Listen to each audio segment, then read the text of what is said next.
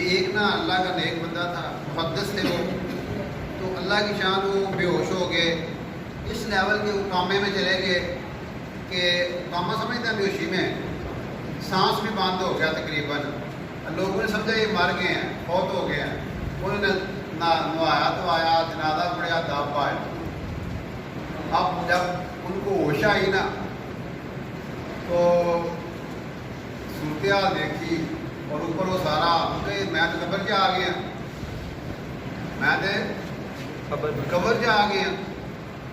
اب اللہ پاک نے ان کو علم دیا ہوا تھا، اللہ کی ذات میں یقین تھا، اب گھبرائے نہیں، ان کے ذہن میں وہ آ گئی۔ وہ ایک انہوں نے کہیں پڑھا تھا کہ جو بندہ کسی مصیبت میں پھنس جائے تو 40 دفعہ سورہ یاسین پڑھے،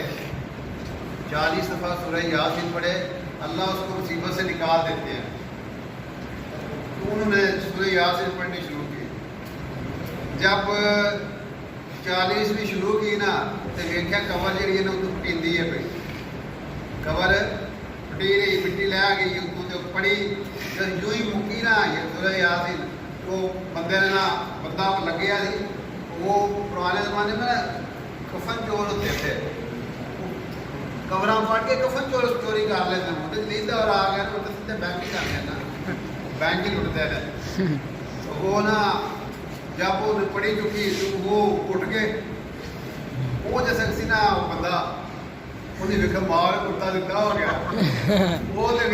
اتنے بے ہوش ہو گیا، وہ دل ہی پٹ گیا۔ اللہ نے اس کو سزا دینی تھی، یہاں نے کٹنا سی۔ مقصد یہ ہے کہ جب آپ اللہ کو پاتے ہیں نا، اللہ کی طرف متوجہ ہو جاتے ہیں، اللہ آپ کو ہر مشکل سے نکال دیتا ہے۔ اور سورہ یاسین تو آپ نے فرمایا جو دن کے شروع میں سورہ یاسین پڑھ لے اللہ اس کی ساری حاجتیں پوری کر دیتے ہیں، اللہ اس کی ساری حاجتیں پوری کر دیتے ہیں۔ اچھا ایک اور واقعہ، جب بندہ اللہ کی طرف متوجہ ہوتا ہے